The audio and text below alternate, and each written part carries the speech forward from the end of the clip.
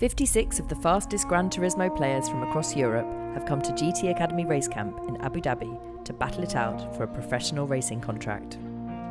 In this week's episode, we look at what training the contestants have completed at Racecamp and why the final track session is so important. But first, the gamers must overcome their final elimination challenge. We are 20 kilometres as the crow flies from the Saudi Arabian border, and we're here doing a Dune buggy hill climb. This challenge is about adaptability. They're looking to get as much pace out of the buggy as they possibly can over this constantly changing and evolving surface. The dunes have shifted and moved ever since we've been here. It's just an amazing place, and the guys have got to focus. We're now hurling a dune buggy at them with all different controls. If they push too hard and roll, it's going to be game over. They're in the danger zone. This will be a new experience for all the contestants, which they will have to adapt to quickly. But the Benelux team have an advantage with the unique driving skill set of their mentor. Tim Coronel is a Dakar champion. He's been doing it for many years, and the dunes, it's like home for him. So for sure, he has given a lot of good advice. You have to feel the traction, how to go up the dunes. Of course you can go full throttle, but then you'll end up in the sand. But you have to be on the sand. So it's just to see if they have the feeling of traction. It's all about fast decision making. You really need to know where the grip is, so it's about looking far ahead and then making a decision like here's the grip, here's no grip, so I go there. And if you're too late, then you're in the wrong spot and lose a lot of time. If they're smart enough, they don't go in the same wheels as the guy before, but take their own track. You have to search for new sand because it's changing everywhere. If there are a lot of people that drove there, then it's very soft, so you get stuck in the sand, and that's not what you want. So this challenge, it's a time trial. They go one by one. The slowest goes home. Copy that, James. Thank you, mate. Good. Right, Kevin, first up.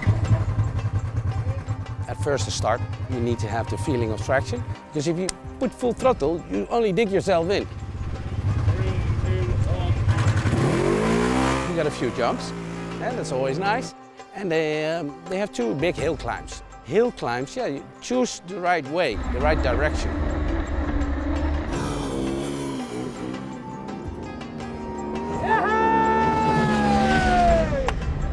And the time, 29.65. Anything under 30 has been pretty good in practice, so that's excellent.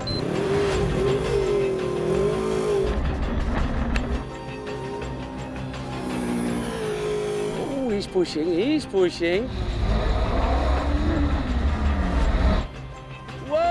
Sideways! Ooh! The centrifugal clutches on these buggies mean that if they bog down, they get too sideways, it digs in, they're going to come off the corner slowly, and when you're coming off corners onto a steep slope, you're going to go up it like an asthmatic ant. You can see he's really lacking momentum here. No! No! 1.5 seconds slower. No, almost 2 seconds. Almost 2 seconds. Just caught the front wheel, you saw the buggy fold under him. As soon as you lose momentum, it's over. Okay, last man, let's see what he's got. 3, 2, 1. Hey, this is a good start, huh? Super aggressive off the start. You hear the rev. That looks lovely. Lovely, really good. straight. Oh, oh, oh, oh.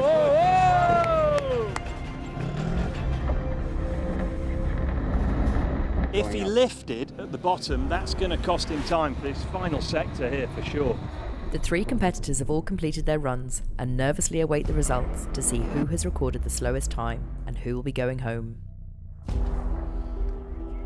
It was really close. Only 1/10 of a second difference. Sander, you're going home. It's a long walk home. Yeah. The two surviving gamers go back to Yas Marina to complete their final day of training.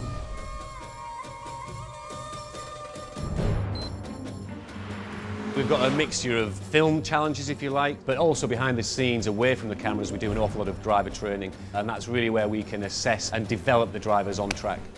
our driver training, coaching and assessment is vitally important for the process of choosing who wins. Everything the guys do is monitored, so we can monitor the inputs they're putting in and we can analyse that in great detail. Their attitude is monitored as well. All of the challenges, whether they're film challenges or off-screen challenges, carry huge importance. To find the best guy, we need to combine all elements.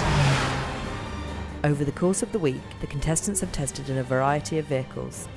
The final 14 gamers have now driven everything from go-karts, hatchbacks and cars with low-friction tyres to front-engine race cars, as well as high-performance supercars. Within all of these vehicles, the coaches have fitted recording systems so they can monitor exactly how the gamers drive.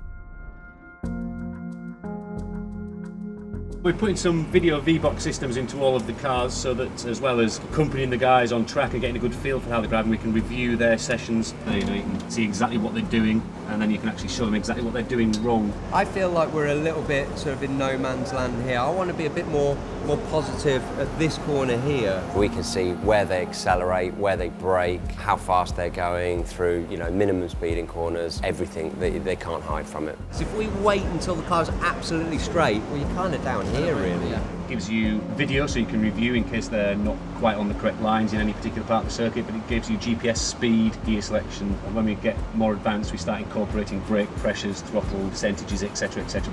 Get the speed down and then change the third gear a little bit later. When you change, it won't do this.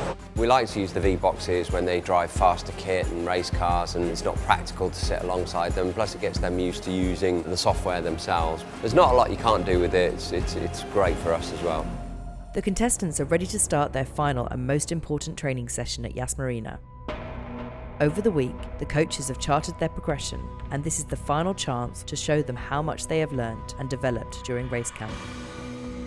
Today being the final training day gives them an opportunity to do more laps, get more mileage, and also we measure their improvement with the telemetry over the course of the week, from sort of training session 1 to the final laps that they do before the race. This is the final opportunity for the guys to get any more lap speed out of the cars. They're going to be driving all morning in the free race cars with a combination of our instructors and also their mentors. As the week has progressed, the coaches have been working on different driving techniques with the contestants. In this final session, they are focusing on the consistency of the driver. Because the guys now know the circuit very well, we're looking at improving their consistency, which is very important going into the race. It's one thing doing one fast lap, but actually stringing a series of fast laps together is different. The coaches want the gamers to set a quick lap time and then record times within a few hundredths of a second of this target. Curve, power. Take the curve and make it wide. Yeah. Wide. Give it. Good. Push the car. Go, that's the one. Go. Max number out. With the final race approaching, the mentors are keen to make sure their drivers absorb and take on board any final advice. What we did the first 2 laps, I said lift off of the brake, because if you leave the brake off, you can turn in. If you stay braking, you go ahead. Off, go, boom. Hear the tires and feel that. Okay. You know what I mean? Yeah. You really know what I mean? Yeah. Okay. The gamers are trying to make every lap count, and some have continued to improve their times, but the coaches must utilise the data from throughout the week to chart their progression, as the biggest improvements doesn't always mean they are the best drivers on track. The vast majority have found some lap speed.